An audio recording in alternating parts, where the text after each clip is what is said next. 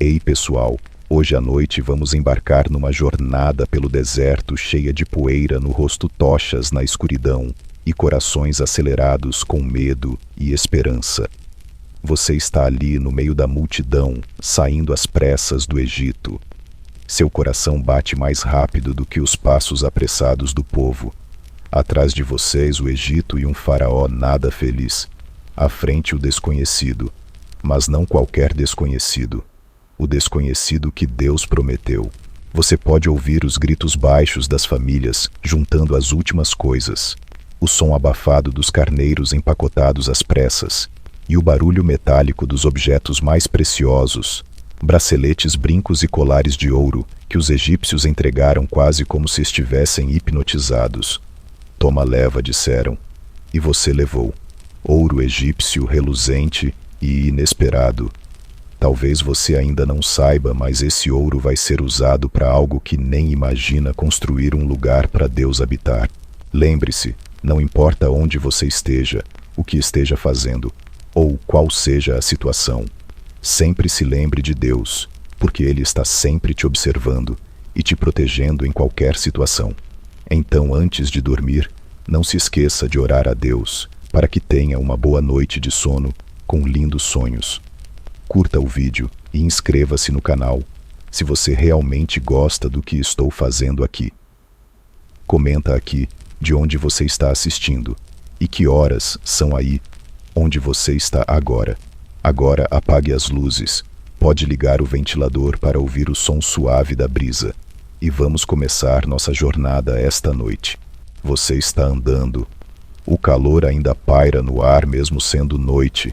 Os céus estão limpos, estrelas em tudo quanto é lado, e a lua parece até maior do que de costume. O vento sopra leve, levantando a poeira do chão enquanto você segura firme a mão de quem está ao seu lado. As crianças ao redor estão animadas mesmo com sono, como se pressentissem que algo histórico está acontecendo. E está. Você acabou de ver com os próprios olhos a 10ª praga cair sobre o Egito. Foi pesado. Nenhum lar egípcio escapou, só os que tinham sangue de cordeiro nos batentes. Você se lembra do cheiro do sangue e da tensão dos sussurros entre os vizinhos. Será que vai funcionar mesmo? E funcionou. O anjo passou. Você está vivo. Mas agora não há tempo para pensar. Moisés deu o sinal. Todo mundo levantou e saiu. Saíram rápido com pães sem fermento e marmitas improvisadas. E ouro. Muito ouro. Você se pergunta por que Deus mandaria a gente levar ouro se vamos para o deserto? Para que tanto peso? Não seria mais fácil só levar água e comida? Mas algo no fundo do seu peito sussurra. Confia. O caminho não é fácil. Tem gente manca, tem idoso, tem criança no colo. O povo não é exatamente um exército, mas tem algo mais forte, unindo todo mundo, liberdade. Pela primeira vez na vida mesmo, você não é mais um escravo. Você pode respirar sem medo de alguém gritar mandando você carregar pedras. Você pode falar, rir, sonhar e andar. Para onde, só Deus sabe. Você olha para frente e vê Moisés firme e confiante. O cajado dele brilha de leve com a luz das estrelas. Do seu lado, Arão e os líderes das tribos. E à sua volta, um mar de pessoas. Literalmente. Você sente a vibração dos passos de milhares. E mesmo assim, tem silêncio. Um silêncio diferente. Não é ausência de som, é um silêncio de expectativa. Como antes de um trovão. Algo está prestes a acontecer. E de repente, você ouve o barulho, vindo de trás. Gritos. Cavaleiros egípcios. Carruagens. Espadas reluzindo ao luar. O pânico se espalha como vento. Eles mudaram de ideia. Alguém grita. Faraó está vindo matar a gente. Você sente um nó no estômago. Então foi tudo à toa. A liberdade acabou antes mesmo de começar. Olha ao redor. Alguns estão chorando. Outros ajoelhando. Muitos reclamam. Por que Moisés nos trouxe aqui? Era melhor morrer no Egito do que morrer no deserto. Mas Moisés se mantém firme. Ele levanta o cajado, fecha os olhos por um segundo. e diz algo que fica gravado na sua memória como fogo em madeira seca.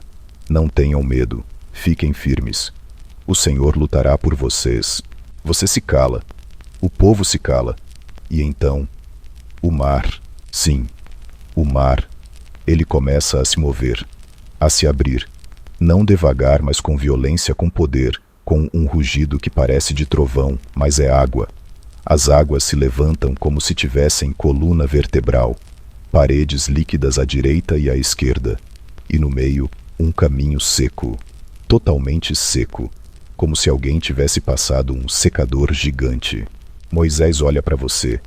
Anda, ele diz, e você vai. Seus pés pisam firme em solo que há segundos atrás era fundo do mar. Você sente umidade no ar, vê peixes nadando ao lado, como se o oceano tivesse sido congelado em forma líquida. Algumas crianças riem, outras se assustam. O som da água ao seu redor é quase como aplausos. Você continua. Anda, anda rápido. Atrás o exército egípcio entra também. A mesma ousadia que abriu o mar agora dá a eles uma falsa confiança. Eles não sabem o que os espera. Quando os últimos israelitas saem da travessia, Moisés estica de novo o cajado. Você se vira. A água volta. Tudo de uma vez, como se o céu tivesse soltado uma represa. As carruagens somem. O som das águas engolindo tudo ecoa dentro do seu peito. E então, silêncio. Você está do outro lado, vivo, livre, e o mar agora é só mar de novo. Você olha ao redor. Algumas pessoas estão ajoelhadas, chorando. Outras levantam as mãos e cantam. O ar cheira a sal, suor e um pouco de fumaça das tochas que ainda estão acesas. E aí você sente que esse é só o começo. E que aquele ouro que está guardado enrolado nos panos do fundo da sua mochila tem destino, um destino sagrado, mas isso você ainda vai descobrir. Por enquanto, você respira, você está livre, você ainda está ofegante. O som do mar se fechando sobre os egípcios ainda vibra nos seus ouvidos como uma batida distante de tambor. Cada célula do seu corpo está acordada. É como se você tivesse acabado de sair de um sonho úmido, salgado e milagroso. Só que não é sonho, é real. Você passou a seco por dentro do mar. E agora você está no deserto livre e olhando para trás, onde a outra água cobre tudo. O povo se reúne. Miriam, a irmã de Moisés, pega um tamborim. Onde ela guardou isso ninguém sabe, talvez carregava no coração. Ela começa a dançar e cantar. Outros se juntam. O som começa a crescer. Você sente a música te puxar meio tribal, meio celebratória, meio me belisca porque isso é loucura. Você se junta, dança, canta. Você olha para o céu e diz com os olhos, isso foi teu, né, Deus? Mas como todo mundo já sabe, a alegria no deserto dura pouco. 3 dias. É esse o tempo que leva até a alegria dar lugar ao suspiro seco da garganta. Você está andando pelo deserto. O sol está cozinhando o mundo. A areia reflete a luz como espelho em plena cara. Os pés já estão pedindo socorro. E a água acabou. Já não tem nem um restinho no odre. Os lábios racham, a cabeça dói, e a sombra é um luxo raro. A multidão começa a reclamar. Moisés, cadê a água? Você trouxe a gente aqui para morrer. É isso mesmo. Você tenta manter a fé. Afinal, depois do que viu no mar, não é como se Deus fosse deixar todo mundo morrer de sede. Certo? Aí vocês chegam em Mara, um lugar com água. A esperança renasce como gelo no meio do Saara. Gente corre, grita, se atira na beira do poço. Mas é aí que vem o problema. A água é amarga. Não amarga tipo meio sem gosto. Amarga mesmo. Tipo boca cheia de sabão. Impossível de beber.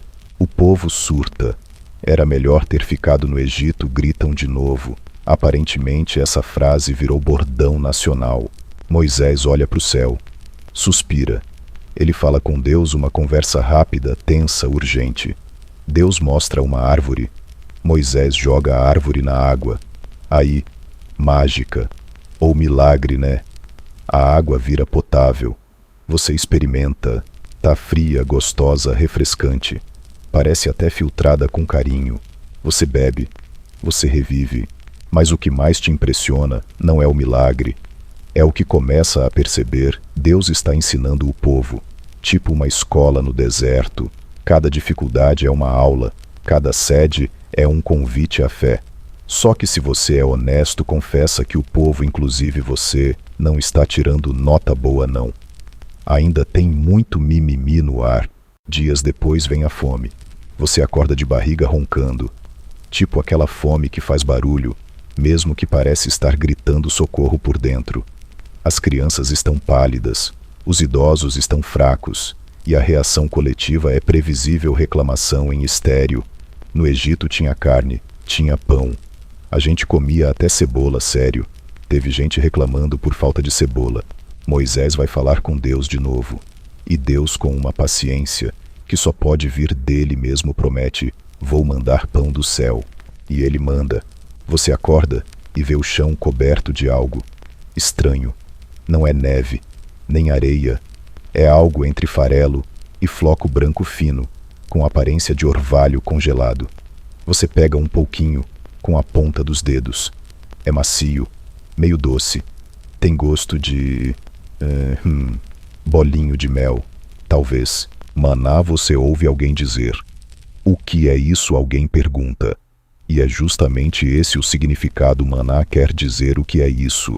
Deus manda instruções, pegar só o necessário para cada dia. Nada de estocar, confiança diária, dependência total. Alguns obedecem, outros escondem um potinho ou dois debaixo da tenda. Resultado: no dia seguinte tá tudo bichado, cheiro horrível, larvas, nojo. Deus está deixando claro: é todo dia que eu cuido. Confia em mim diariamente, não em você mesmo. Mas sexta-feira é diferente. Nesse dia você pega o dobro, porque sábado é o dia de descanso. E magicamente nesse dia, o maná não estraga. Você começa a perceber. O milagre não está só no espetáculo, está no ritmo, no ciclo, no cuidado constante. Como um pai que prepara o café da manhã todo dia e deixa o prato quentinho antes do filho acordar. Mas claro, o povo ainda quer carne. E Deus manda codornizes, um bando delas. De repente o chão tá vivo de tanta ave. A galera pega com a mão sem nem fazer esforço. É fast food do céu. Você come e se pergunta: por que Deus não deixou a gente sair já com uma caravana de comida e bebida? Por que essa coisa de depender todo dia? A resposta vem em silêncio, como uma brisa, para você aprender a confiar. Porque liberdade sem confiança vira só ansiedade. E Deus quer mais do que te tirar do Egito. Ele quer tirar o Egito de dentro de você. Enquanto caminha, você lembra do ouro. Sim, ele ainda está na mochila. Cada sacola de ouro parece um mistério. Algo dentro de você diz que vai ter utilidade. Mas não agora. Ainda não. Primeiro tem que aprender a seguir, a confiar, a ouvir. Você anda com o gosto do maná ainda na boca e a areia grudando nos tornozelos. O céu está aberto, azul imenso, e você sente no fundo que esse deserto está fazendo algo em você, lapidando, refinando, igual ouro. Mesmo aquele ouro que você carrega, ele também vai ser purificado e usado para algo maior. Mas essa parte da história a gente ainda vai viver. Você acorda com um som que ainda não aprendeu a ignorar o murmúrio. Um zumbido contínuo, vindo de todos os lados. Gente resmungando do calor da comida, do chão duro do deserto, que nunca muda. O povo está impaciente. E para falar a verdade, você também está. O céu não muda. A paisagem é sempre a mesma. Areia, pedra, arbustos secos e um calor que parece te abraçar com raiva. Mas hoje é diferente. Você vê Moisés subindo o Monte Sinai. Um pedaço de pedra gigante enfiado no meio do nada, como se tivesse caído do céu, só para dizer: Aqui Deus fala. E de fato, ele fala. Você vê nuvens começando a se formar, pesadas, pretas, e ouve trovões, mas não tem tempestade, só barulho. A montanha treme, um som grave invade seus ossos, e então uma luz, algo entre fogo e glória. Você não consegue olhar direto, é forte demais. A voz de Deus não vem como você imaginava, não é suave, nem sussurrada. É como se a própria montanha tivesse falado. Todo mundo recua, até os mais valentes. A multidão cai de joelhos, sem pensar, e você sente o chão vibrar sob os pés. Deus está dando instruções, leis, mandamentos. Você ouve os 10 mandamentos como se fossem batidas de martelo no coração. Não terás outros deuses além de mim. Não farás para ti imagem de escultura. Não tomarás o nome do Senhor teu Deus em vão. E segue. Cada frase entra fundo. Não como uma lista de tarefas, mas como algo que revela quem Deus é e quem você é ou deveria ser. Você percebe que não é só uma questão de moral, é uma questão de identidade. Deus está moldando um povo livre mas não solto, um povo que sabe o que é certo mesmo sem ter um capataz gritando, um povo com alma. Você vê Moisés lá no topo, ele entra na nuvem, desaparece, e aí vem a espera, dias, sem ele. Você se pergunta o que está acontecendo lá em cima. Por que Deus demora? E o povo começa a falar. Ele morreu lá em cima. Foi fulminado. A gente ficou sem líder. E aí vem a ideia. A péssima ideia. Vamos fazer um Deus para nós. Você nem acredita quando ouve, mas acredita. Porque o povo começa a juntar o ouro. Sim, aquele ouro. O ouro que você trouxe do Egito. Aquele que no fundo você sentia que era para Deus. Agora vai para outra coisa. Arão, pressionado, aceita o plano. Ele pede brincos, pulseiras, colares, tudo de ouro. Você sente seu estômago embrulhar quando vê gente entregando sorrindo, como se fosse uma festa. Você segura a sua sacola, pensa, luta por dentro e decide: não, você não vai dar. Tem algo errado, muito errado, mas muitos dão. Arão derrete o ouro, molda, e do fogo nasce um bezerro de ouro. As pessoas gritam, dançam, se curvam. Este é o nosso Deus, ó Israel, que nos tirou do Egito. Você ouve isso e sente a vergonha subir como febre. Que loucura é essa?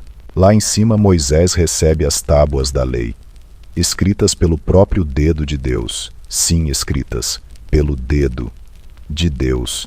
Mas Deus sabe o que está acontecendo lá embaixo e avisa Moisés. Moisés desce. Quando ele vê, o rosto dele escurece. Ele treme. Não é só raiva, é dor, é decepção. Você vê o que ele faz, ele joga as tábuas no chão. Elas se quebram. Um som seco de pedra rachando que parece ecoar eternamente no vale. O povo para, fica mudo. A festa acaba como se nunca tivesse existido. Moisés derrete o bezerro, moa até virar pó, mistura na água e manda o povo beber. Sim, beber ouro moído. Você engole seco só de imaginar. A disciplina é pesada. Moisés chama os levitas e eles executam um julgamento duro. 3.000 morrem naquele dia. É o preço da idolatria. Você não dorme bem naquela noite. Ninguém dorme. O ar está denso. O povo está em choque. A presença de Deus parece ter recuado, como se ele estivesse ofendido, ferido. Mas no meio disso tem um detalhe. Moisés sobe o monte de novo. Ele jejua 40 dias e ora por você, por todos. Ele implora misericórdia. Senhor, perdoa, ou risca meu nome do teu livro. Ele se oferece, como se dissesse: se eles não puderem viver, então eu também não quero. E Deus ouve. Ele ouve. Deus responde com algo que muda tudo. Farei passar toda a minha bondade diante de ti. Você ouve isso depois. Moisés conta. Deus o deixa ver sua glória, mas só as costas. porque ninguém pode ver o rosto de Deus e continuar vivo. Mesmo assim, o que Moisés vê o transforma. Quando ele desce do monte, o rosto dele brilha, literalmente. O povo não consegue nem olhar diretamente para ele. É como encarar o sol. Moisés cobre o rosto com um véu. Você olha aquilo e pensa: Deus ainda está com a gente. Mesmo depois do bezerro, mesmo depois da vergonha, mesmo depois da traição. E então vem a ordem. Deus manda construir algo. Um lugar sagrado. Um espaço onde ele possa habitar no meio do povo. O tabernáculo. E aí lembra do ouro? Pois é, agora sim ele vai ter um propósito sagrado. Mas essa parte vem depois. Por enquanto você começa a entender que mesmo quando o povo pisa feio na bola, Deus não desiste.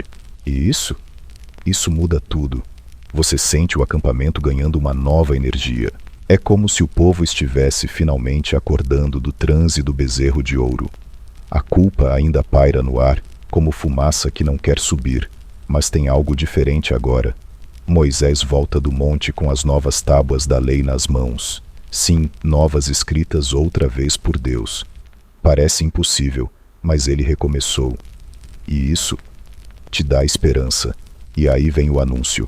Moisés chama todo mundo e diz com aquela voz de quem viu a glória: Deus quer que construamos um lugar para ele habitar entre nós, um santuário, um tabernáculo. E o povo para. Um santuário.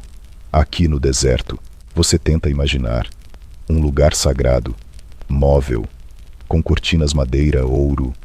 Ouro. Sim, é agora. Você segura o seu saquinho de ouro. Ele pesa mais na sua mão do que nunca. Mas não é um peso de culpa. É um chamado. Você caminha até o local da coleta e entrega. Assim, sem drama, sem discurso, só entrega. E você não está sozinho. A multidão começa a trazer tudo: ouro, prata, bronze, linho fino, peles de animais, madeira de acácia, mulheres fiando fios coloridos, homens oferecendo habilidades de marcenaria, costura, fundição. E ninguém está reclamando. Está todo mundo alegre. Você percebe o ouro egípcio que veio como herança da escravidão. Agora vai virar morada para o santo. E então aparecem dois nomes que você nunca vai esquecer: Bezalel e Aholiabe. Eles são os artistas escolhidos por Deus. Bezalel é tipo um mestre Jedi da arte. Trabalha com ouro, prata, pedras, madeira, tudo com uma precisão quase divina. Aholiabe é seu braço direito, igualmente talentoso. Mas o detalhe: Deus os encheu do seu espírito. Eles não são apenas habilidosos, eles são inspirados. Você vê os dois organizando tudo. Eles têm visão. Sabem exatamente onde vai cada peça, cada tábua, cada tecido. Parece um caos no começo: martelos, fogões, agulhas, tintas, medidas, instruções. Mas logo você vê um padrão. Deus deu as instruções exatas a Moisés. E Moisés passou cada detalhe. Não tem mais ou menos.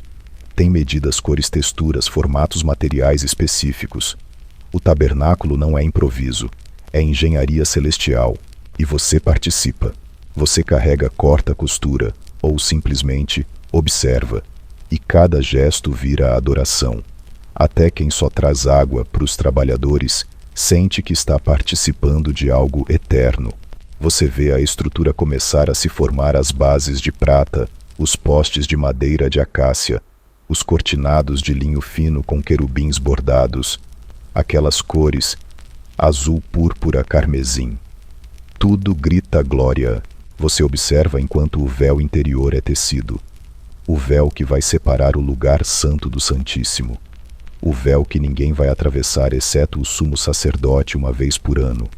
O véu onde a presença intensa de Deus vai habitar. E o que mais te impressiona? O cuidado. Não tem pressa. Não tem mais ou menos.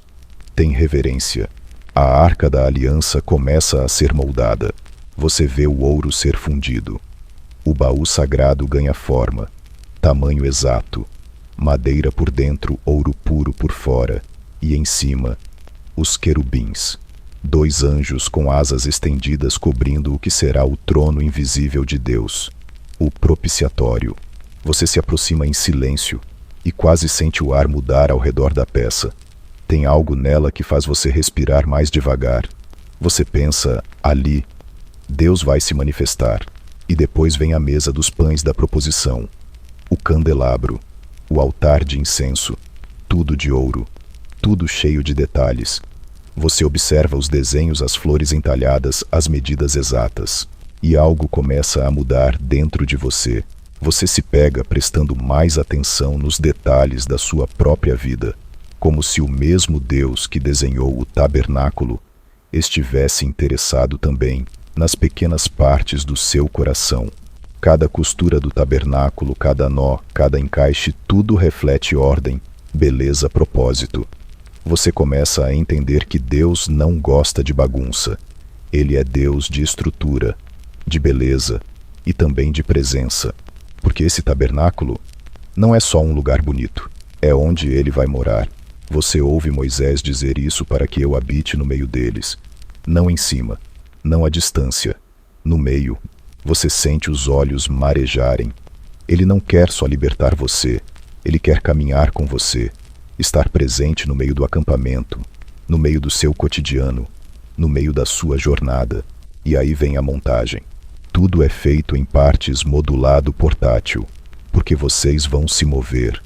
O tabernáculo tem que ir com vocês. Ele será montado e desmontado, mas sempre com reverência. Nada de levantar rápido como se fosse tenda de piquenique. Você vê as vestes dos sacerdotes sendo costuradas, roupas brancas com bordados azul e púrpura, e sobre o peito do sumo sacerdote, um peitoral com 12 pedras preciosas, cada uma representando uma tribo de Israel, inclusive a sua. Sim, você faz parte disso. Deus quer ser lembrado por todos, e lembrar de todos, e então chega o grande momento. Tudo está pronto, cada peça, cada detalhe, e você sente uma expectativa no ar. É como um silêncio antes da chuva, como o mundo prendendo a respiração. O tabernáculo é montado pela primeira vez. Tudo se encaixa, cada cortina no lugar, cada móvel na posição, cada utensílio limpo consagrado. O óleo da unção é derramado, os sacerdotes são apresentados, o altar recebe o primeiro sacrifício.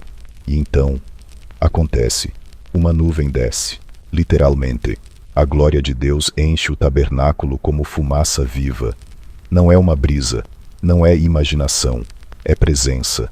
É fogo que não consome, é luz que não cega, é Deus. Você não consegue se aproximar, nem Moisés. A presença é forte demais. E nesse momento você entende todo o ouro, todo o trabalho, toda a espera, todas as lutas. Foram para isso, para que ele estivesse com vocês. E ele está ali, bem ali, no meio do acampamento, no meio da sua história. Você acorda antes do sol hoje. Algo dentro de você não deixa dormir. Não é ansiedade, é outra coisa. Uma expectativa suave. Uma sensação de que algo maior que você está acontecendo e você faz parte. Você se levanta devagar e caminha entre as tendas. As pessoas ainda estão dormindo. Mas lá ao centro do acampamento, você vê o tabernáculo. Mesmo coberto, mesmo silencioso, ele emana algo.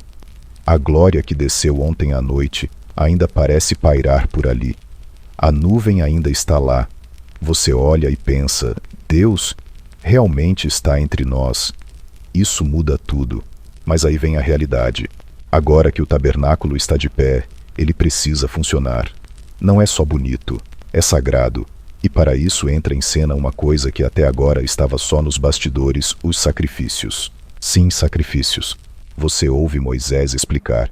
Para que o povo se aproxime de Deus precisa haver expiação. Um sangue tem que ser derramado, uma vida dada por outra. Não é fácil de ouvir, e muito menos de assistir. Você vê os primeiros animais sendo trazidos: bois, cordeiros, pombas, cada um sem defeito, escolhido com cuidado.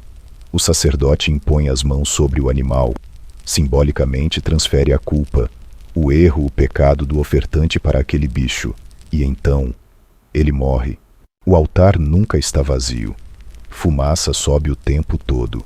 Um cheiro intenso de carne queimada e incenso paira no ar. Mas é mais do que cheiro. É um lembrete constante. Você não está aqui porque é bom. Está aqui porque alguém pagou por você. Você sente um nó na garganta ao entender isso. A santidade de Deus não é decorativa, é viva e perigosa. Aproximar-se dele sem respeito, sem purificação, é pedir para morrer. Literalmente. Aí Moisés começa a ensinar os tipos de ofertas. Tem a oferta pelo pecado, aquela que você faz quando erra e sabe disso. Tem a oferta pela culpa, quando prejudica alguém e precisa reparar. Tem a oferta de paz, aquela que celebra a comunhão com Deus. E a oferta queimada, onde tudo é consumido pelo fogo como um presente total. E ainda tem a oferta de manjares sem sangue, mas cheia de significado, com farinha e azeite, como um símbolo de gratidão. Você vê que não é só um ritual vazio. É um sistema de reconciliação, de aproximação. Cada oferta conta uma história. Cada gota de sangue tem um propósito. E aí vem os sacerdotes. Arão, o irmão de Moisés, é o primeiro sumo sacerdote, e com ele seus filhos. Eles são consagrados num processo longo e intenso. Vestes novas, óleo de unção, sacrifícios em série, 7 dias de purificação. Você observa tudo em silêncio, tentando absorver cada gesto, mas nem tudo é suave. Você vê Nadab e Abiú, filhos de Arão, fazendo algo estranho. Eles pegam incensários, colocam fogo, mas não o fogo do altar. Usam fogo comum, fogo humano, fogo que não veio de Deus. E então, num segundo, o queima. Literalmente. Um fogo sai da presença de Deus e os consome, rápido, sem grito, sem aviso. Só justiça. O acampamento entra em choque. Você sente o pavor percorrer a espinha. Deus não é um enfeite. Ele é fogo consumidor. Arão fica em silêncio. Moisés diz: Deus disse: serei santificado por aqueles que se aproximam de mim. Você nunca mais olha o tabernáculo da mesma forma. A reverência cresce. O silêncio se aprofunda. Cada movimento é medido. Cada palavra diante de Deus é pesada. Não por medo, mas por reconhecimento. Ele é santo. E aí Moisés começa a ensinar algo novo. As leis de pureza. Agora não é só sobre pecado. É sobre impureza. Coisas que não são erradas em si, mas que impedem você de se aproximar do sagrado. Você aprende sobre animais puros e impuros, sobre tocar em cadáveres, sobre doenças de pele, sobre o fluxo de sangue, sobre tudo o que contamina não só o corpo, mas o ambiente sagrado. Você acha estranho no começo. Muito detalhe, muita regra. Mas depois entende, Deus está ensinando um povo recém-saído da escravidão a viver de forma diferente, pura, saudável, distinta, santa. E de repente você começa a enxergar sua vida como algo importante. Seu corpo, suas escolhas, sua alimentação, sua higiene, tudo isso importa. Tudo pode ser um ato de honra a Deus. Até lavar as mãos pode ser sagrado. A vida vira liturgia. E aí vem o dia, o mais solene de todos, o dia da expiação, Yom Kippur. Uma vez por ano, o sumo sacerdote entra no Santo dos Santos, leva o sangue de um sacrifício e o derrama sobre o propiciatório, a tampa da arca.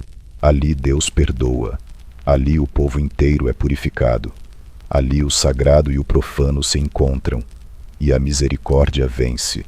Você assiste de longe, em silêncio absoluto, e quando Arão sai vivo do Santo dos Santos, você solta o ar que nem percebia que estava prendendo. Deus aceitou. A aliança permanece. Você sente um alívio imenso, uma paz diferente, como se sua alma tivesse tomado banho por dentro, e com o tempo o que era estranho vira parte da sua vida. Você aprende a trazer suas ofertas, aprende a confessar, aprende a agradecer. Aprende que Deus não exige perfeição, Ele oferece perdão, mas sempre com reverência. Você não se aproxima de Deus de qualquer jeito, mas também não se afasta com medo. Você caminha até Ele, com respeito, com gratidão, com fé. E tudo isso, sacrifícios, leis, sacerdotes, tabernáculo, começa a formar uma imagem mais profunda em você, como se Deus estivesse pintando parte por parte o retrato de algo maior, algo que ainda vai acontecer, alguém que vai vir. Mas isso ainda é futuro. Por enquanto você vive um presente cheio de fumaça, ouro e glória, e aprende que estar perto de Deus muda tudo. Você já não se assusta tanto com a fumaça. Ela virou parte do dia a dia. Sobe constantemente do altar misturada ao cheiro doce do incenso. Você caminha perto do tabernáculo e sabe ali dentro tudo está funcionando como Deus mandou. O sistema de sacrifícios está operando. As ofertas são trazidas. Os sacerdotes fazem suas funções. A nuvem de Deus ainda paira sobre o lugar santíssimo. Mas agora começa um novo desafio, como viver com Deus tão perto. Moisés desce com mais instruções. Mas desta vez não é só sobre o tabernáculo, é sobre convivência. Sim, parece que agora Deus quer ensinar vocês a viver juntos, em comunidade, em paz, em justiça. E você entende o porquê. Não adianta nada ter um lugar sagrado se do lado de fora reina a bagunça. Deus está interessado no todo na tenda, mas também nas relações entre as tendas, nas conversas, nos negócios, nos conflitos. Tudo isso importa para Ele. Então começam os ensinamentos práticos. Você ouve falar das leis civis. Se você machuca alguém, paga por isso. Se causa prejuízo, restitui. Se encontra algo perdido, devolve. Não tem essa de quem perdeu é relaxado. Deus está de olho e Ele se importa com a justiça. Você aprende que até os escravos têm direitos. Não são coisas, são pessoas. E se forem feridos, ganham liberdade. E se quiserem ficar, escolhem com honra. Você começa a ver que o Deus do tabernáculo também é o Deus da vida cotidiana. As leis continuam, sobre negócios, sobre pesos e medidas justos, sobre como lidar com estrangeiros, sobre proteger viúvas e órfãos, sobre emprestar sem explorar, sobre não guardar rancor, sobre julgar com imparcialidade. E aí vem uma lei que te pega de surpresa. Deus manda deixar parte da colheita no campo para os pobres pegarem. Isso mesmo, colher o suficiente e deixar o resto. Você pensa, mas e se eu precisar? Mas então se lembra, Deus tem suprido tudo até agora. O maná ainda cai, lembra? Ele nunca falhou.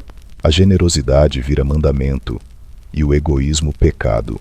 Você começa a perceber um padrão. Deus está formando um povo que seja diferente, que não apenas adore com cânticos, mas que viva com justiça, que não apenas traga ofertas, mas que compartilhe o pão, que não apenas tema a Deus, mas ame ao próximo. Você se pega pensando, uau, isso é bem mais difícil do que sacrificar um cordeiro. E aí vem as festas. Sim, festas. Porque Deus não quer um povo só obediente. Ele quer um povo alegre. Moisés ensina as datas santas. Você até anota num pedacinho de couro tipo agenda. A Páscoa, para lembrar a saída do Egito. Você já sabe, decora o cordeiro, o sangue nos umbrais à pressa. É festa com gosto de liberdade. A festa dos pães asmos que vem logo depois. 7 dias comendo pão sem fermento, relembrando que Deus tirou vocês tão rápido que nem deu tempo de esperar o pão crescer. Depois vem a festa das primícias, a celebração da primeira colheita. A primeira parte é de Deus sempre. Uma forma de dizer, reconheço quem realmente manda aqui. E semanas depois, o Pentecostes, 50 dias após a Páscoa. Mais colheita, mais gratidão. E claro, a mais especial, a festa dos tabernáculos. Você monta uma cabaninha com folhas bem no quintal da sua tenda. E mora lá por 7 dias. Sério, dorme, come e vive ali. Para lembrar que no deserto vocês moraram em tendas e Deus estava com vocês o tempo todo. Você acha tudo meio esquisito no início. Mas depois entende o simbolismo. Deus quer que vocês não esqueçam. Porque o coração humano tem uma tendência cruel a esquecer. Então ele cria ritmo, marca calendário, manda celebrar, manda parar tudo e relembrar. E é nessas festas que você sente mais forte a presença dele entre o povo. As fogueiras à noite, as risadas das crianças, as histórias dos mais velhos, o cheiro de pão assando em grelhas improvisadas. Tudo isso entremeado com a certeza: Deus está aqui, no meio da gente. E ainda assim mesmo com toda essa glória, o povo reclama. Você ouve murmúrios que se espalham como vento ruim. Ah, só temos maná. Lembra do peixe do Egito, cebolas, alhos? Lá era melhor. Você revira os olhos. Sério. Gente que viu o mar se abrir, a água sair da rocha, o pão cair do céu, e ainda quer voltar para o Egito por causa de um tempero. Mas Deus ouve tudo. E a resposta é tensa. Ele envia codornizes, tantas que o chão fica coberto. O povo comemora, come sem parar. Mas logo depois vem uma praga, uma disciplina divina, um aviso: cuidado com a ganância, com a ingratidão. Você aprende algo importante: reclamar não é só feio, é perigoso. Mostra que o coração esqueceu quem cuida de tudo. E mesmo com essas quedas, Deus continua guiando. A nuvem sobe, vocês marcham. A nuvem para vocês acampam. É como se a nuvem fosse o cursor do mouse divino, mostrando aqui e agora. Espere, avance. Você aprende a viver sob direção. Nem sempre entende, mas confia. E aí Moisés faz algo que te surpreende. Ele separa 70 anciãos para ajudarem a liderar o povo. Não dá mais para ele fazer tudo sozinho. E Deus derrama seu espírito sobre eles. Profetizam, falam palavras cheias de poder. Até 2 que ficaram no acampamento, Eldade e Medade, são tomados pelo espírito. Alguém corre até Moisés para contar, esperando que ele fique bravo. Mas Moisés sorri e diz: quem dera todo o povo fosse profeta, e Deus colocasse seu espírito sobre todos. Você sente um arrepio? Essa frase parece uma chave, como se apontasse para algo maior. Um dia, talvez. Mas por enquanto você vive entre sacrifícios, festas, leis e nuvem. E tudo isso é sagrado. Tudo isso é preparação. Tudo isso está te moldando. Você está começando a se acostumar com a rotina do deserto. Estranho, né? O lugar é seco, duro, cheio de pedras, sol escaldante de dia e frio cortante à noite. Mas mesmo assim, tem um ritmo, um senso de que é aqui que você tem que estar agora. Mas nem todo mundo pensa assim. Você acorda com uma tensão no ar. Não é brisa. É o tipo de silêncio que vem antes de uma explosão.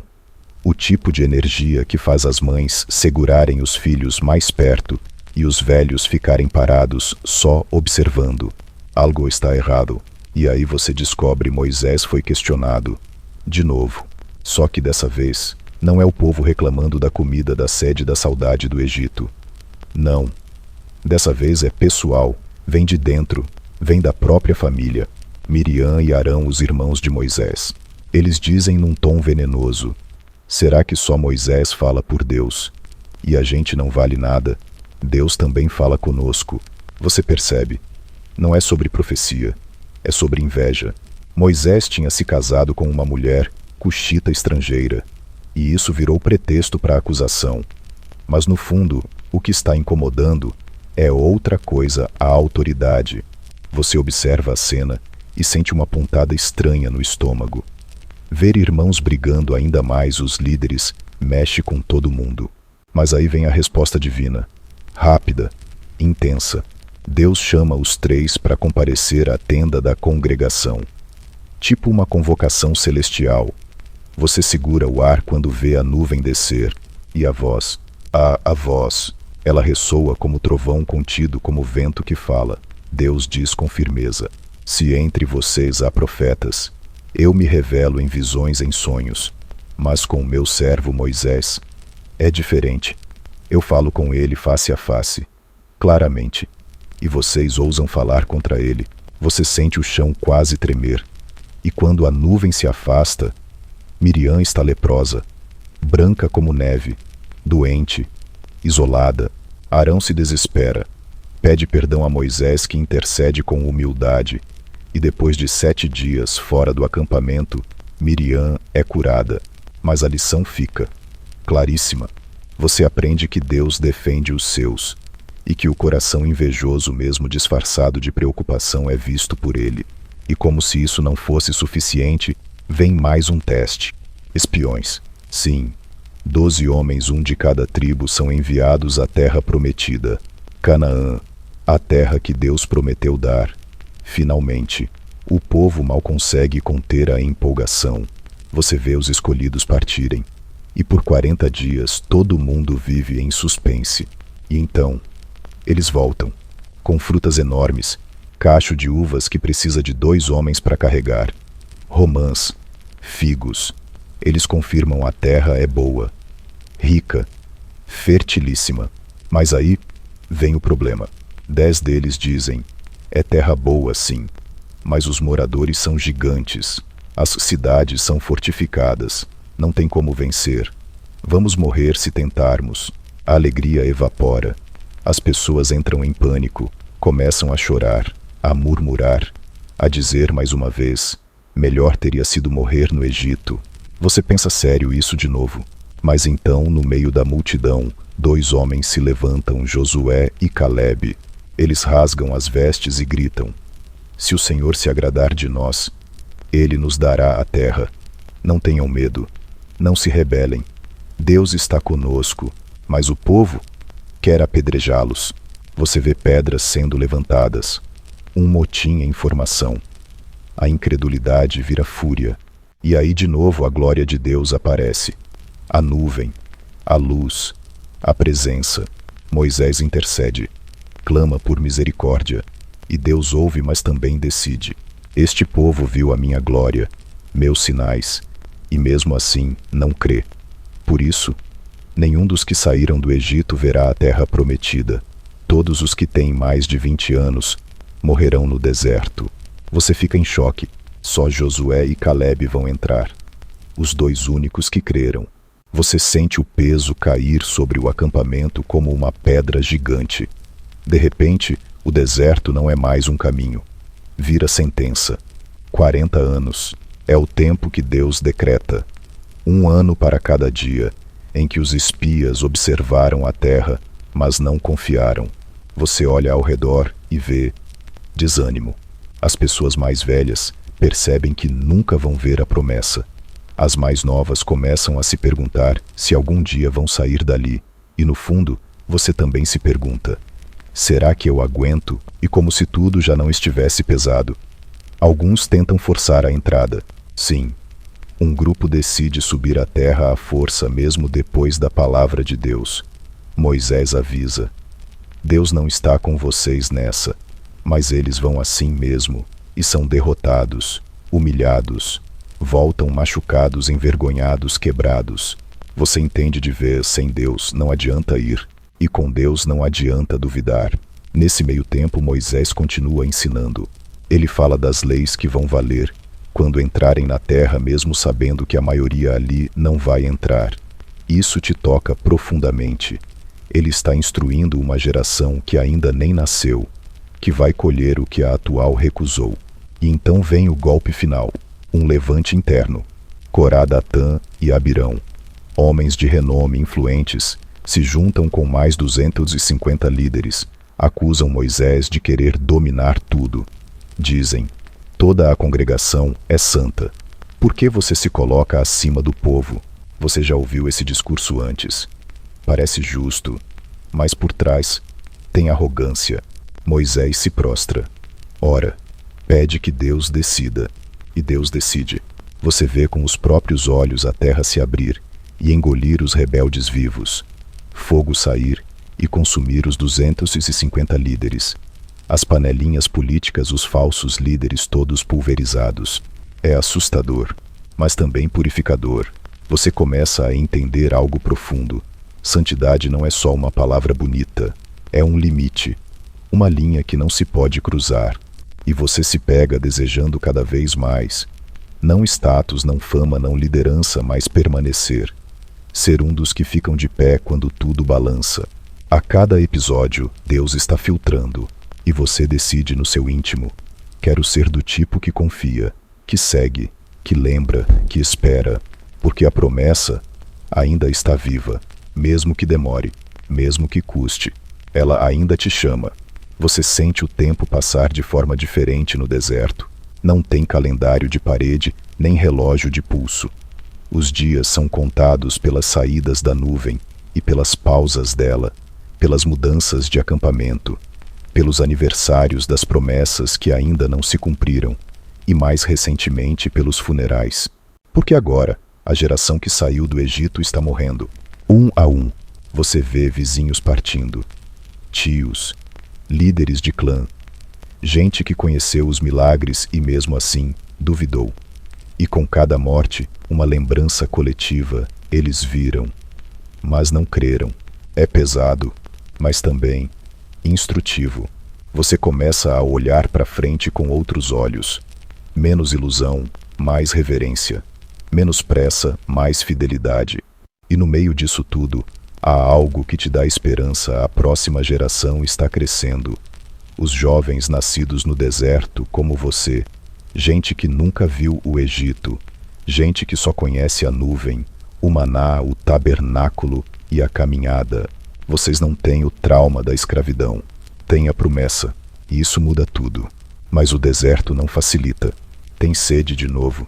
Claro que tem, porque o deserto é sempre o mesmo. O coração humano, idem.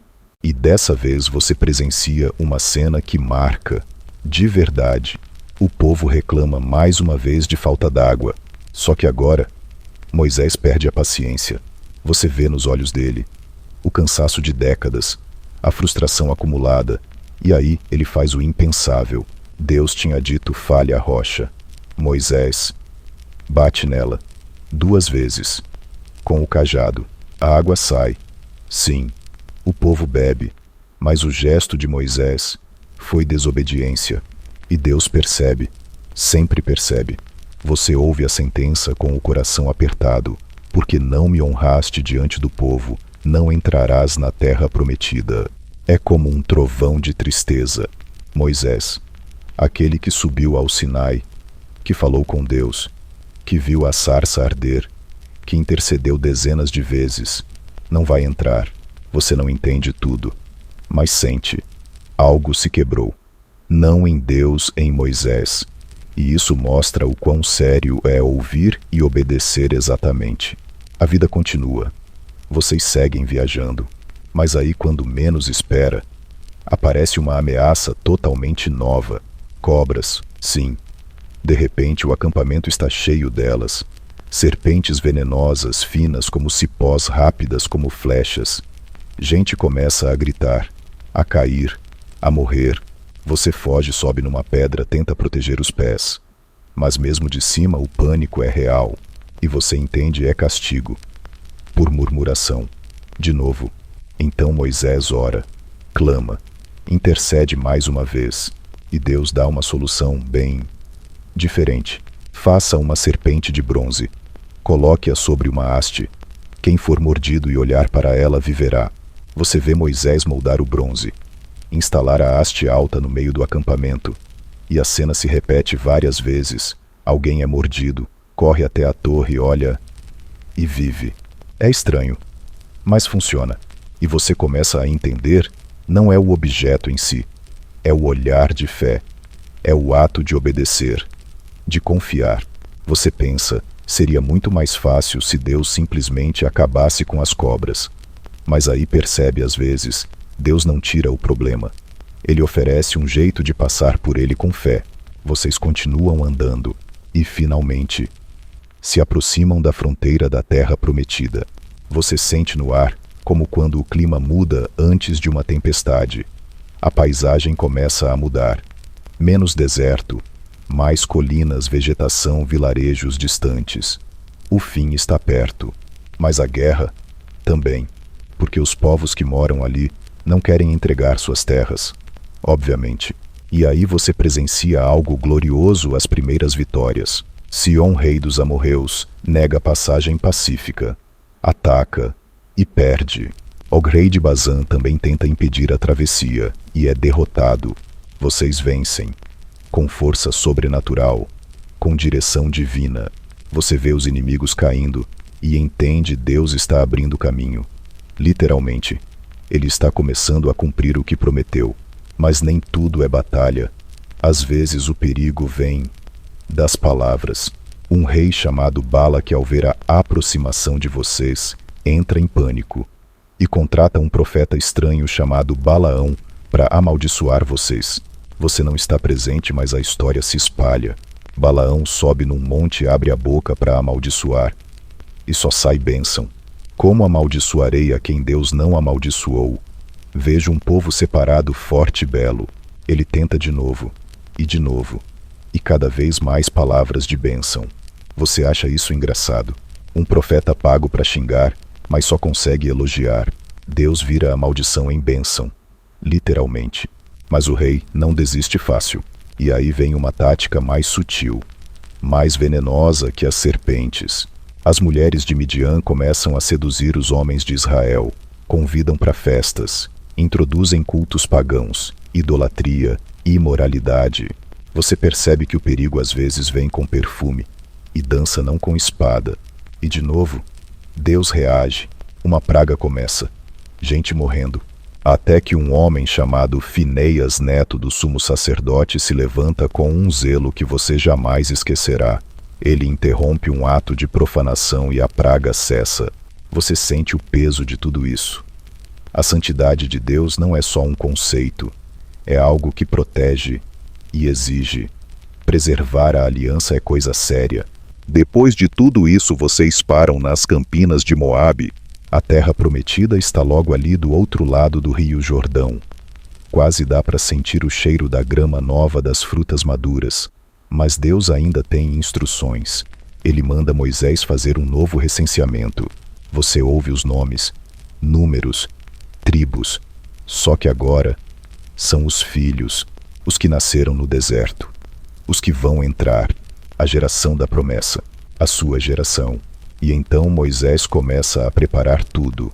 Organiza o território que será dividido.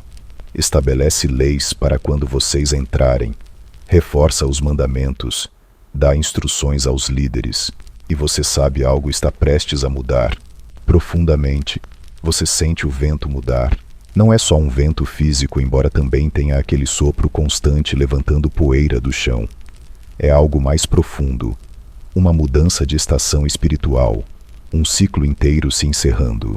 Você está nas planícies de Moabe, e de onde está, dá para ver o rio Jordão lá na frente brilhando como uma fita líquida sob o sol. Do outro lado, a terra prometida. É estranho. Você cresceu ouvindo sobre essa terra. Um lugar que mana leite e mel. Um lugar de liberdade, de herança, de cumprimento da promessa. E agora finalmente está tão perto. Mas Moisés não vai atravessar com vocês. Você escuta o anúncio como quem escuta uma notícia que não quer acreditar. O Senhor diz: sobe ao monte e vê a terra, mas não entrarás nela. Você vê Moisés aceitar isso com uma serenidade que te desconcerta. Não é resignação amarga, é entrega, é fé pura. E então ele começa a fazer o que sabe fazer de melhor, ensinar. Moisés reúne o povo, todos, velhos, jovens, crianças, e começa a repetir a história, a sua história, a história de vocês. Ele fala dos dias no Egito, das pragas, do Mar Vermelho, do maná, da rocha, da lei no Sinai, das rebeliões, dos castigos, da misericórdia. E você percebe, ele não está apenas lembrando o passado, ele está formando uma mentalidade. Lembra-te, ele repete várias vezes. Lembra-te de onde vieste. Lembra-te do que Deus fez. Lembra-te de não esquecer. Você percebe, esquecer Deus não é só uma falha de memória. É uma falha de identidade. Ele reforça os mandamentos. Fala da aliança como quem descreve um casamento com amor, fidelidade e consequências reais. Amarás o Senhor teu Deus de todo o teu coração, de toda a tua alma e de todas as tuas forças. Essa frase gruda em você como um refrão eterno. Ele fala com tanta paixão que você se sente como se estivesse ouvindo o coração de Deus batendo através da voz de um homem. E então Moisés apresenta algo novo. Josué, você já o conhece, ele foi um dos espias fiéis, o braço direito de Moisés, um líder discreto, mas corajoso. E agora, diante de todo o povo, Moisés impõe as mãos sobre ele e o declara novo líder. Você olha para Josué. Ele parece firme, mas com um olhar humilde, como quem sabe o peso do que está assumindo. E você confia nele, porque o Espírito de Deus está nele. Moisés não para. Ele dá instruções específicas para quando entrarem na terra, como tratar os povos vizinhos, como lidar com idolatria, como proteger os fracos, como julgar com justiça, como viver de forma santa. É como se estivesse plantando sementes no solo, antes mesmo de vocês pisarem nele. Mas no meio disso tudo vem um momento que te arrepia. Moisés escreve um cântico. Sim, um cântico inteiro com estrofes longas, quase como um salmo épico. Ele diz que o povo deve decorar essa canção, que ela será um testemunho contra vocês caso venham a se desviar. E ao ouvir, você entende por quê. A música entra onde a memória falha, gruda no coração, penetra até a alma. É um cântico de advertência, sim, mas também de graça. Ele diz que mesmo quando o povo se esquecer, Deus ainda vai lembrar. Que mesmo quando forem infiéis, Deus será fiel. Você segura as lágrimas. É uma despedida. É um legado. É o coração de um pai que sabe que os filhos ainda vão errar, mas não deixarão de ser filhos. E então o momento chega. Moisés sobe ao Monte Nebo. Você o observa de longe. A silhueta dele recortada contra o céu do fim da tarde. Os olhos dele contemplando a terra que ele não vai pisar, mas que viu com os olhos da fé por 40 anos. Você sabe que ele vai morrer ali, sozinho com Deus. E estranhamente, isso te consola, porque se alguém merecia terminar sua jornada com uma visão da promessa, era ele. Mais tarde espalha-se a notícia: Moisés morreu. E ninguém sabe onde foi enterrado. Nem precisaria saber, porque o legado dele não está em um túmulo, está em vocês. Você, os filhos da promessa, a geração que viu, que aprendeu, que sobreviveu, a geração que vai entrar. Josué assume a liderança com coragem, e você percebe que agora não tem mais volta. É hora de atravessar. Mas antes, há uma pausa, um silêncio respeitoso. 30 dias de luto, um ciclo completo de choro. Você sente a tristeza, mas também a esperança, porque de alguma forma misteriosa Moisés ainda está com vocês, em cada palavra que ele falou, em cada pedra do altar, em cada passo que vocês dão rumo à terra. Você sente lá no fundo está chegando, e você está pronto, porque o deserto forjou em você algo que nenhum palácio teria feito. Ele te ensinou a depender, a confiar, a resistir, a esperar. E agora, a herança está diante dos seus olhos. Você está de pé, à beira do impossível. O rio Jordão está à sua frente, largo, profundo e transbordando, porque é época de cheia. Do outro lado, a terra prometida espera, mas ninguém aqui tem barco, ninguém sabe nadar assim tão bem. E vocês estão com crianças, idosos, gado, bagagem. E ainda assim Josué diz: preparem-se. Amanhã o Senhor fará maravilhas entre vocês. Você olha para ele, a segurança no olhar dele, a confiança. Ele não está blefando. Então você obedece, se purifica, fica em silêncio, espera. E na manhã seguinte algo extraordinário acontece. Os sacerdotes pegam a Arca da Aliança, aquele baú sagrado que carrega os 10 mandamentos, a vara de Arão, o maná, e marcham na frente. Você segura a respiração. Eles colocam os pés na água, e o rio para, não como mágica de palco, como poder real. A corrente se detém, a água se acumula rio acima, o chão seca, e o povo atravessa, em silêncio. O mesmo Deus que abriu o Mar Vermelho, agora abre o Jordão. Você pisa no solo da promessa, com uma sensação estranha, alegria e reverência ao mesmo tempo. É terra, mas é também algo sagrado. E quando todos terminam de atravessar, Josué dá uma ordem: recolham 12 pedras do meio do rio, uma por tribo. Vamos fazer um memorial. Você ajuda a empilhar as pedras, e Josué diz: quando seus filhos perguntarem: o que são essas pedras? Vocês dirão: foi aqui que o Senhor fez o impossível. Você toca nas pedras, elas são frias, reais, e agora, eternas. Mas não há tempo para descanso, porque logo adiante está Jericó. Você vê a cidade fortificada ao longe, muros grossos, portões de ferro, guerreiros no alto das torres. E aí Josué recebe uma visita misteriosa. Um homem aparece diante dele com uma espada na mão. Josué pergunta: você está conosco ou contra nós? A resposta: nem uma coisa nem outra. Venho como príncipe do exército do Senhor. Você assiste Josué se prostrar. O homem diz: tira as sandálias dos pés, porque o lugar onde estás é santo. É como se o mesmo Deus que falou com Moisés agora falasse com Josué. E então vem a estratégia de guerra mais estranha da história. Durante 6 dias, deem uma volta ao redor da cidade, em silêncio. Só os sacerdotes tocam as trombetas. No 7º dia, deem 7 voltas. E depois, gritem. Você pensa: é sério isso? A gente vai conquistar Jericó com uma banda e uma caminhada. Mas você aprendeu: se Deus mandou, você faz. Então você marcha. Uma volta por dia. Silêncio absoluto. O som das sandálias batendo no chão. As trombetas ecoando entre os muros.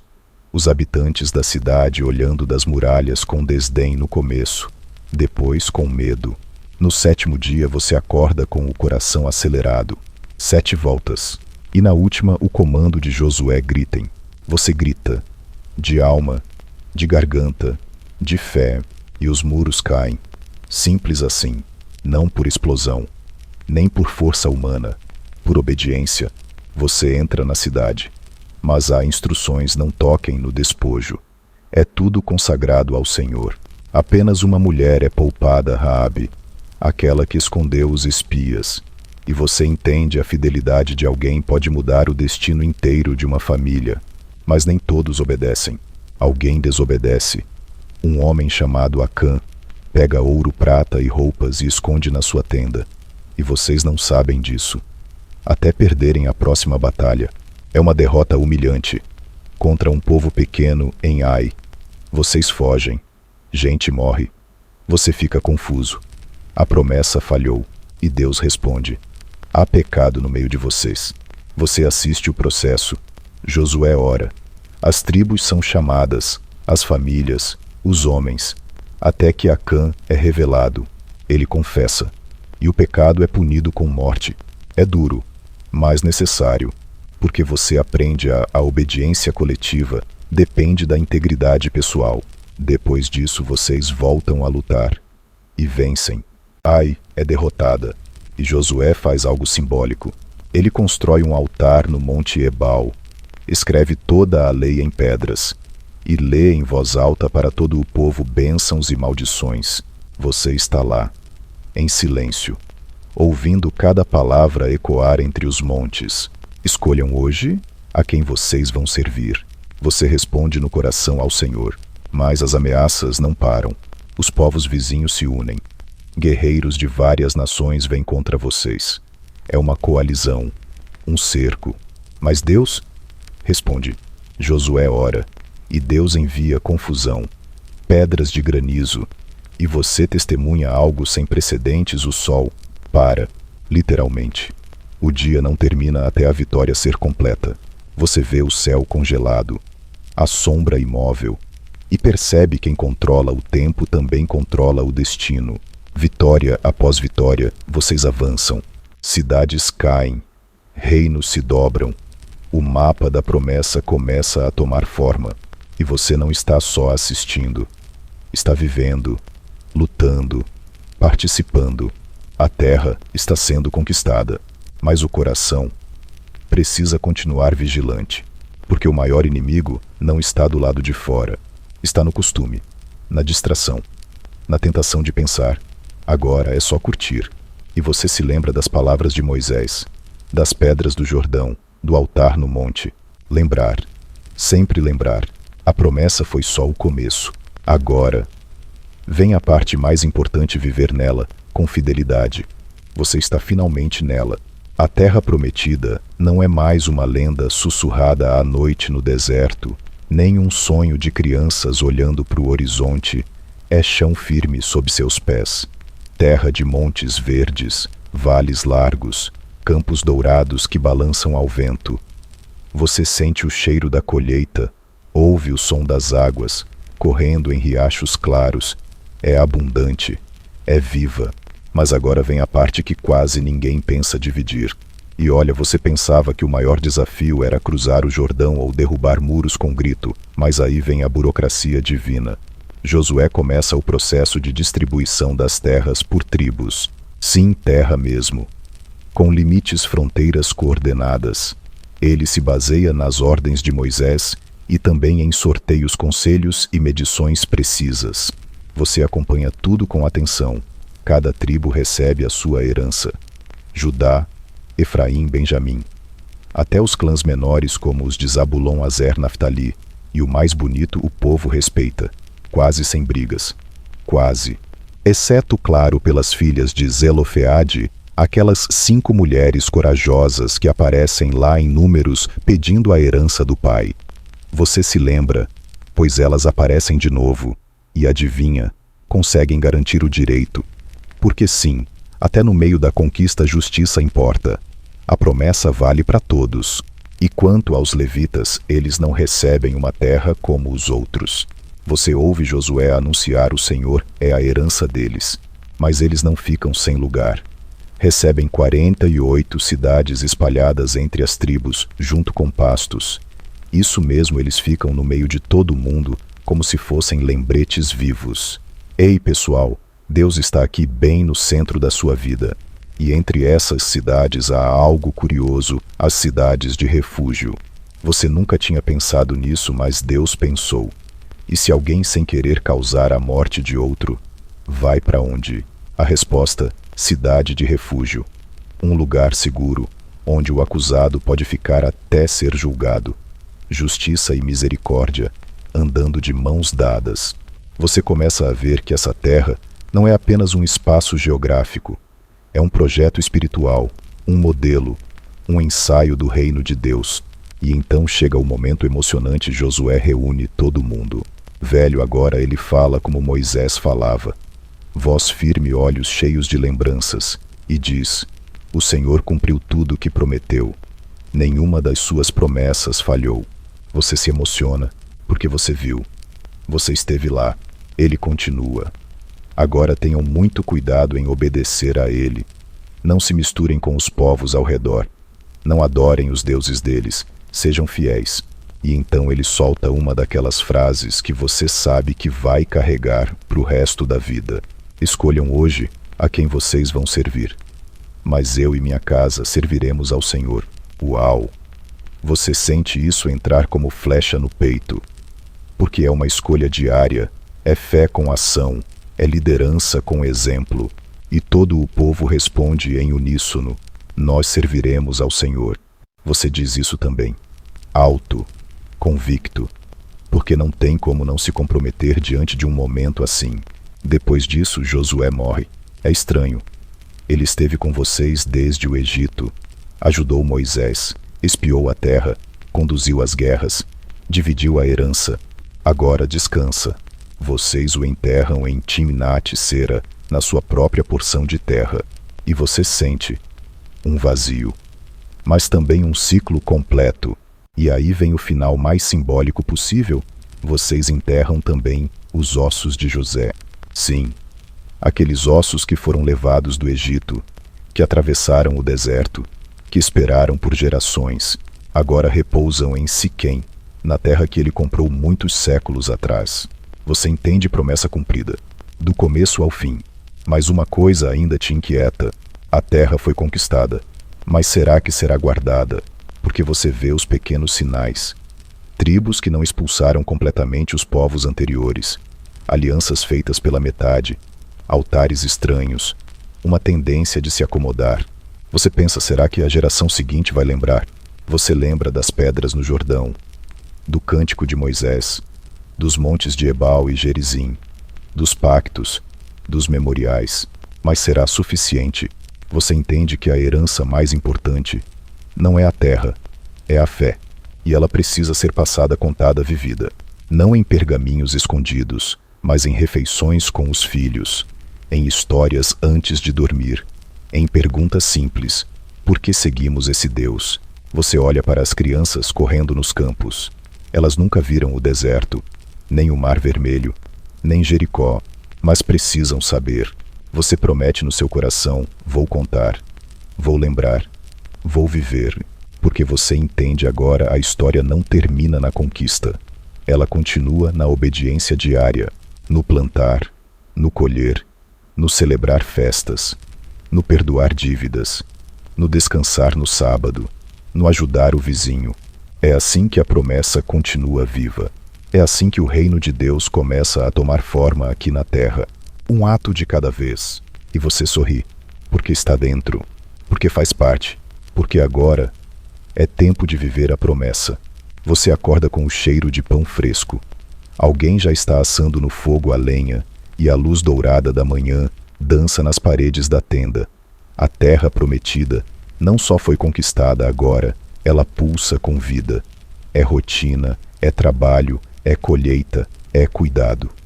Mas aí está o dilema: a promessa uma vez vivida pode ser esquecida. E é exatamente isso que começa a acontecer. Você vê, de um dia para o outro, não. É sutil, lentamente, como uma neblina que vai cobrindo a memória. Os filhos daquela geração, aqueles que não viram o Egito, que não atravessaram o Jordão, que não deram 7 voltas em Jericó, crescem confortáveis. Conhecem a terra, mas não conhecem o Deus da terra. Você se sente estranho com isso, como se estivesse vendo uma luz se apagar, mas ninguém se importasse em reacendê-la. E então começa o ciclo. Você o reconhece logo. Os povos vizinhos, com seus costumes brilhantes e deuses esculpidos em madeira e ouro, começam a aparecer, interessantes, curiosos, diferentes. O povo de Israel começa a se misturar. Casamentos com estrangeiros, pequenos ídolos escondidos em casas. Um ritual aqui, uma oferenda ali. Nada demais, né? Só cultura, só tradição. Mas você sabe, é o começo do fim. E então os ataques começam. Invasores de todas as direções. Povos que antes tremiam diante de Israel agora marcham com ousadia. Porque Deus se afasta, não por maldade, mas porque o povo escolheu outros senhores. E o sofrimento aperta. Você vê a terra sendo saqueada, os campos queimados, famílias fugindo. É o desespero que acorda a lembrança. E então o povo clama: Senhor, nos salva. E Deus ouve. E levanta um juiz. Você assiste como se estivesse em um épico que repete seu enredo. Deus escolhe alguém improvável. Alguém que ninguém apostaria nada. Alguém como Otoniel, como Eude, como Sangar, e eles libertam o povo. Com coragem, com fé, com ações que só podem ser explicadas por milagre. Você vê as vitórias, a paz voltando. Mas aí, quando tudo se acalma, o povo esquece de novo. O ciclo reinicia. Você pensa: como pode alguém esquecer de Deus tão rápido? Mas aí você lembra de si mesmo, dos dias bons em que você também esqueceu de orar, dos momentos em que tudo estava tão certo que você nem pensou em agradecer. E você entende. O problema do povo é o nosso também. Mas então vem Débora, e com ela algo diferente. Uma mulher sentada sob uma palmeira, julgando Israel. Não pela força do braço, mas pela sabedoria. E o povo inteiro vai até ela. Porque sim, quando a situação fica crítica de verdade, até os preconceitos caem. Débora chama Baraque, um líder militar. Dá a ele a mensagem de Deus: suba ao Monte Tabor. Eu entregarei Sísera nas suas mãos. Mas Baraque hesita. E você ouve a resposta dele: só irei se você for comigo. Débora responde com firmeza: eu vou. Mas a honra da vitória não será sua. Será de uma mulher. Você já está ansioso. Porque isso não é só uma história de guerra. É uma lição sobre coragem, liderança e humildade. A batalha começa. E o Senhor age. Sísera, o comandante inimigo, foge a pé desesperado. Corre até achar uma tenda isolada, a de Jael. Você observa surpreso a calma dela. Ela oferece leite e cobre Sísera, com um cobertor espera ele adormecer, e o mata com uma estaca. Sim, brutal, mas também simbólico, porque nessa parte da história são as mulheres que têm a fé mais firme, a visão mais clara, a coragem que falta aos homens. Depois disso, o povo canta um cântico de vitória, liderado por Débora, e a terra tem paz. Por 40 anos, você sente um sopro de esperança. Mas, de novo, o ciclo se repete. Os israelitas fazem o que é mal, abandonam a Deus, e são entregues a um novo opressor, os midianitas. Dessa vez a fome acompanha o medo. O povo se esconde em cavernas, planta, mas não colhe, vive acuado. E aí aparece Gideão. Você o encontra malhando trigo num lagar escondido. Só isso já é irônico. O trigo se malha ao ar livre, mas o medo o obriga a fazer isso num buraco. E aí vem o anjo do Senhor e diz: o Senhor é contigo, homem valente. Você ri por dentro, porque Gideão valente, mas é isso que Deus faz. Ele enxerga o que você ainda não é, como se já fosse. Gideão duvida, pede sinais, testa, mas no fundo, obedece. E Deus começa o processo. Primeiro derrubar o altar de Baal da cidade. À noite, claro, porque Gideão ainda não está 100% valente. Depois reunir um exército, mas Deus diz: tem gente demais, e reduz os homens de 32.000 para 300. Sim, 300, só isso, contra um exército inimigo inumerável. E com esses 300, Gideão vence. Não com espadas, mas com trombetas, tochas e potes quebrados. Confusão, medo, milagre. Você vê mais uma vitória inexplicável, mais uma vez. Deus mostrando que não precisa da força humana, só da fé. E aí vem a paz de novo. Mas o padrão continua. E você começa a entender o que Deus realmente quer: um povo que não precise ser lembrado por tragédia, mas que escolha lembrar por amor. Você olha ao redor, a terra continua linda, os campos verdes, o vento suave. Mas você sabe, sem fidelidade até a terra mais rica vira poeira. Você acorda no meio da noite com o som de gritos ao longe. Um trovão. Não. É guerra. De novo, o ciclo que você já conhece tão bem continua girando como uma roda desgovernada. O povo se acomoda, esquece de Deus, se curva a ídolos, é oprimido, clama. E então, Deus envia outro juiz. Desta vez é alguém improvável, claro, como sempre. Você está diante de Jefté, um guerreiro forte, mas com passado questionável. Filho de uma prostituta, rejeitado pelos irmãos, expulso da casa da família. Cresceu no exílio cercado por homens violentos. E ainda assim, Deus o escolhe. É estranho, né?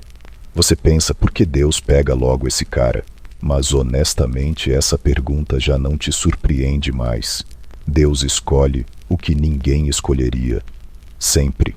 Os anciãos de Israel vêm até Jefté e pedem volta. Lidera a guerra contra os amonitas. Ele hesita, mas aceita. Você vê Jefté tentando resolver com palavras. Primeiro ele manda uma mensagem diplomática ao rei inimigo, lembrando a história de Israel, explicando que a terra conquistada não foi roubada, mas dada por Deus. Mas o rei ignora. A guerra é inevitável. E aí vem o momento tenso. Jefté faz um voto precipitado. Se me deres vitória, o que sair da porta da minha casa, eu oferecerei em holocausto. Você paralisa. Espera que seja um bode, um boi, um camelo talvez, mas não. Quem sai da casa é sua filha, a única filha. Ela dança ao som dos tambores, feliz e inocente, celebrando a volta do pai. Você sente um nó no estômago. A promessa feita com pressa agora tem um custo insuportável. E mesmo com todas as interpretações possíveis, uma coisa fica clara: votos não devem ser feitos levianamente, especialmente diante de Deus. Você vê a filha de Jefté pedindo apenas 2 meses para lamentar nos montes. Depois ela volta, em silêncio, em obediência. E a Bíblia não diz claramente o que aconteceu. Mas você sabe, uma dor ali nunca mais foi esquecida. Depois de Jefté surgem outros juízes, Ibsã, Elon, Abdon. Todos rápidos, breves como flashes. Nenhum muda o ciclo. E então, Sansão, você sente o clima mudar. A história dele começa diferente, com um anjo anunciando o nascimento a uma mulher estéril, uma criança separada desde o ventre para ser nazireu, alguém consagrado a Deus, sem cortar o cabelo, sem tocar em vinho, sem se aproximar da morte. Você vê Sansão crescer forte, muito forte, mas o problema é que ele nunca aprendeu a ser sábio. Você vê ele se apaixonar por uma filisteia, uma mulher de um povo inimigo. Seus pais alertam, mas ele insiste, porque ela é bonita, e isso basta para ele. E aí começa a sequência de decisões impulsivas, paixões perigosas e vitórias amargas. Ele mata um leão com as mãos nuas, resolve enigmas com sarcasmo, queima campos com raposas incendiárias, arrebenta portões, destrói exércitos com uma queixada de jumento, mas a força vira uma prisão, porque por trás de cada façanha há orgulho, há raiva, há desejo. E então, Dalila, você sente que essa parte vai doer. Ela o seduz, finge amá-lo, tenta descobrir seu segredo. Ele brincamente engana, mas aos poucos cede, até que diz: minha força está no meu cabelo. Se ele for cortado, e pronto, ela corta. Ele dorme no colo dela. Quando acorda, já é tarde demais. Você vê Sansão sem olhos acorrentado sendo zombado em praça pública. Um herói que virou espetáculo. Um escolhido que virou cativo. Mas aí vem o final. Preso entre duas colunas no templo de Dagon, ele ora. Pela primeira vez você o ouve orar com sinceridade: Senhor, lembra-te de mim. Dá-me forças mais uma vez. Ele empurra as colunas com tudo que tem. O templo desaba, e com ele morrem milhares de inimigos. Você fica em silêncio, porque essa é a história de um homem com dons extraordinários, mas com uma alma dividida. E mesmo assim, Deus o usou. Porque a graça às vezes age mesmo em meio ao caos. E falando em caos, o que vem depois não é bonito. Você vê o livro dos Juízes entrar num espiral sombrio. Israel sem rei faz o que acha certo aos próprios olhos. E o que acha certo é terrível. Você presencia histórias que parecem mais cenas de um filme de terror. Um levita e sua concubina, um episódio de brutalidade e egoísmo que termina em tragédia e guerra civil. A tribo de Benjamim quase é exterminada. E o remorso vem tarde. Você vê que quando Deus sai do centro, a humanidade perde o rumo completamente. E o mais assustador, ninguém parece perceber. É como se o povo tivesse se acostumado com a escuridão, mas você sente uma esperança vindo. Pequena, tímida, mas firme. Porque mesmo quando tudo parece perdido, Deus ainda está lá, esperando, chamando, plantando sementes silenciosas no meio do deserto da alma humana. Você está andando em meio a campos dourados, onde o trigo balança suave ao vento.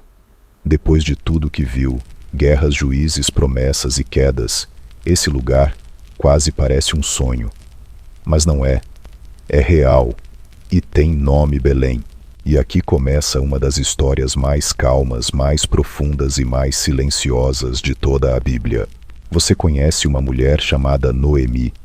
Ela aparece de mansinho, como uma onda tranquila. Ela, o marido Elimeleque e seus 2 filhos saíram de Belém anos atrás por causa da fome.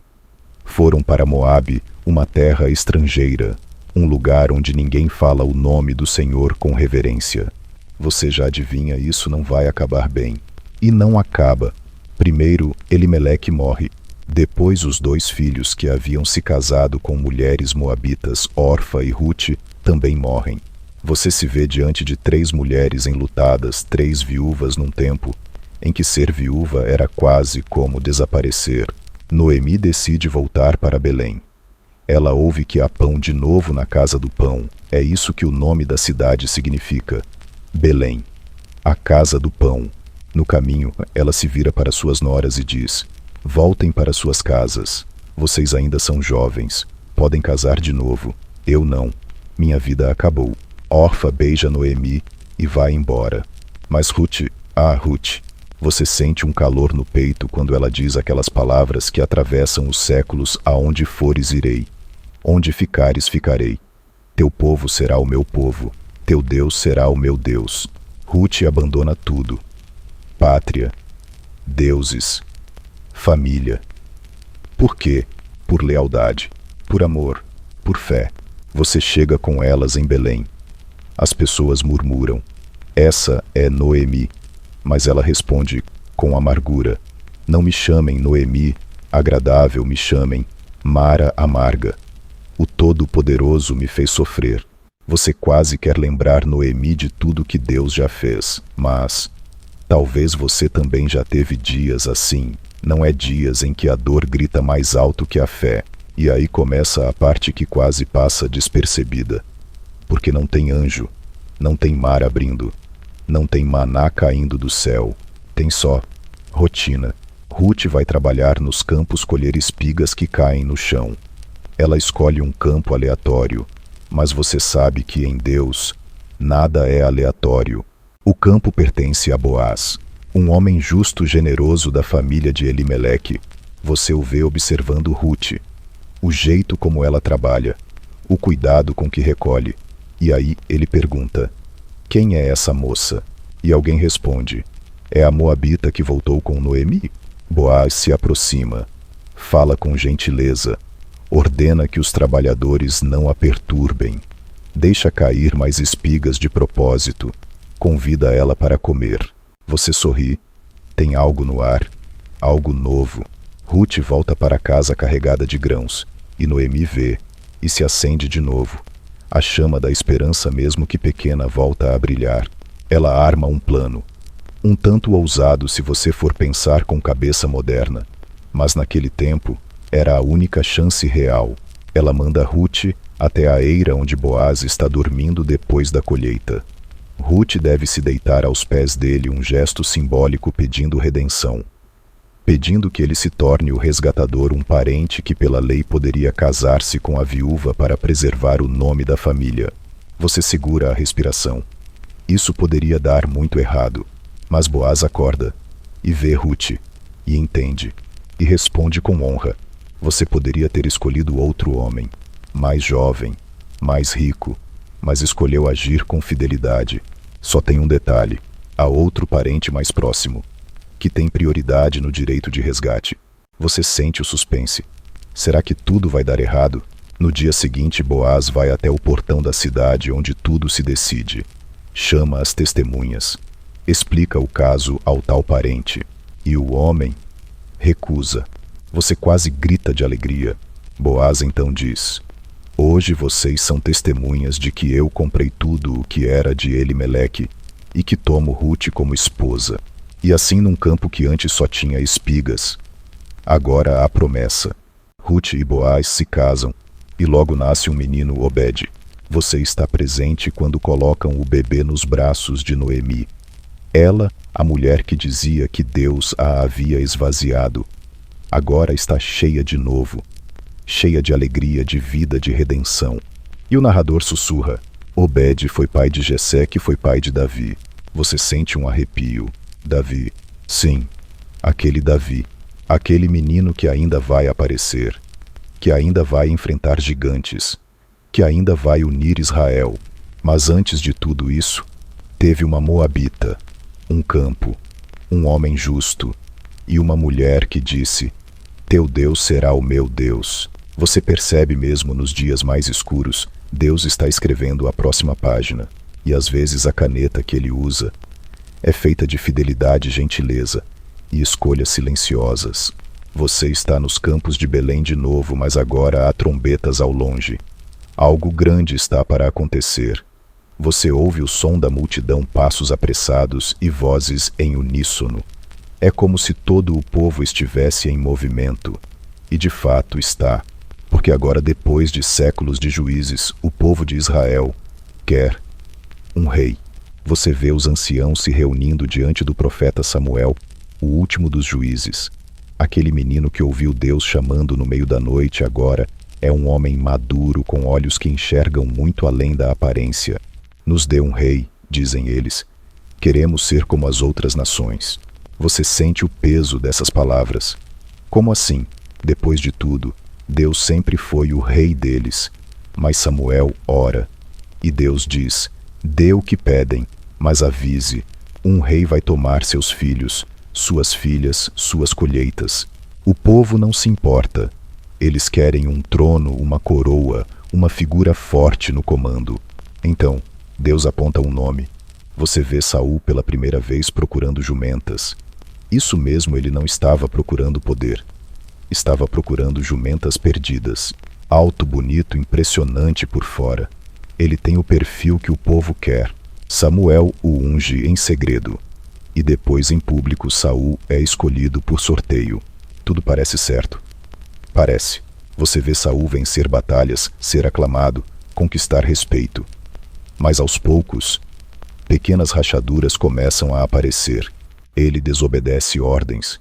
Ele sacrifica sem permissão. Ele poupa o inimigo quando devia obedecer por completo. Você sente Samuel apertar os olhos de tristeza. Ele confronta Saul. Obediência vale mais do que sacrifício.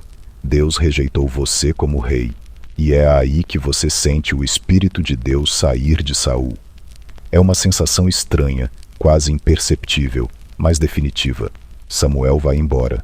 E você o segue, até uma casa simples em Belém. A casa de Jessé. Samuel olha para os filhos mais velhos, todos fortes, todos dignos. Mas Deus diz: não é nenhum desses. Eu vejo o coração. Até que chamam o menor, o mais improvável, o que cuida das ovelhas.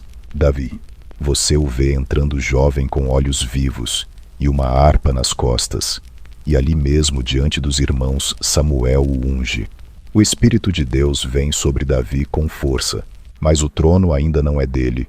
Não ainda. Você acompanha Davi voltando para os campos. Ele canta salmos ao vento, protege o rebanho de ursos e leões, aprende a ser fiel no anonimato. E um dia, o momento chega. O exército de Israel está acampado diante dos filisteus. E no meio do vale, um gigante, Golias. Você ouve sua voz ecoando: escolham um homem para lutar comigo. Todos se escondem, menos Davi. Ele chega trazendo pão e queijo para os irmãos. Mas quando ouve o desafio do gigante, sua alma se inflama. Quem é esse incircunciso para desafiar o exército do Deus vivo? Você vê o garoto indo até Saul, recusando a armadura, pegando apenas uma funda e 5 pedras. E então, o momento que o mundo nunca esqueceu. A pedra voa. O gigante cai. Você sente o chão tremer. Mas o que treme mais é a alma de Israel. Porque naquele dia algo muda. Davi cresce em fama, em honra, em vitórias, mas também em inimigos. Saul sente ciúmes. Tenta matá-lo. Persegue Davi como um animal pelas cavernas. E mesmo assim, Davi poupa a vida de Saul 2 vezes. Porque ele respeita a unção mesmo em um rei caído. Você aprende algo profundo. Caráter não se mostra quando você está no trono. Se mostra quando você está na caverna e ainda assim age com honra. O tempo passa. Saul morre em batalha. Israel lamenta. E finalmente, Davi é coroado rei. Você está lá quando ele entra em Jerusalém, dançando, trazendo a arca da aliança, restaurando o culto, unindo as tribos. Ele é um rei poeta, guerreiro, adorador, mas também humano. Você vê o dia em que ele fica no palácio quando deveria estar na guerra. Olha do terraço, vê Batseba, manda chamá-la, peca, e depois tenta esconder. Manda matar Urias. E aí o profeta Natã chega com uma parábola. Esse homem é você. Você vê Davi desmoronar. Ele jejua, chora. Escreve o Salmo 51, cria em mim, ó Deus, um coração puro. E você percebe, é por isso que Deus o chama de homem segundo o meu coração. Não porque ele nunca caiu, mas porque quando caiu, voltou. Sempre voltou. A história de Davi não é só sobre vitórias. É sobre arrependimento, sobre continuar caminhando mesmo com cicatrizes. Você o acompanha até o fim da vida. Ele prepara tudo para o templo que nunca vai construir, mas seu filho vai. Ele escreve salmos, dá conselhos e por fim dorme, e no horizonte surge uma promessa de que da sua linhagem virá um rei eterno. Você sabe de quem estamos falando. Mas por hoje, por enquanto, a história para aqui, porque o ouro egípcio virou tabernáculo, o deserto virou terra, e o pastor virou rei. Agora, respira fundo, fecha os olhos e volta comigo aos campos de Belém, onde tudo começou, onde uma mulher estrangeira disse: "Teu Deus será o meu Deus", onde um menino cuidava de ovelhas enquanto cantava canções para o céu, onde um trono não era apenas um lugar de poder, mas de promessa. Você percebe que no fim, essa história não é só sobre reis e guerras, é sobre fidelidade, sobre como Deus pega os pequenos, os esquecidos, os que não têm nada, e constrói algo eterno. Ele fez isso com Moisés, o bebê do cesto, com Ruth, a viúva moabita, com Davi, o improvável. E se ele fez com eles, pode fazer com você também. Talvez hoje o seu coração esteja inquieto. Talvez o seu mundo esteja um pouco fora de ordem. Mas lembre-se, Deus está sempre escrevendo. Mesmo quando tudo parece silencioso, mesmo quando tudo parece quebrado, às vezes o que ele mais valoriza são as pequenas escolhas, a fidelidade em meio à rotina, a coragem de voltar, a decisão de confiar. Então, esta noite, deixe que essa história embale seu sono como uma canção antiga. Sinta a paz de saber que você faz parte de algo muito maior. Boa noite, viajante do tempo. Que seus sonhos sejam cheios de promessas.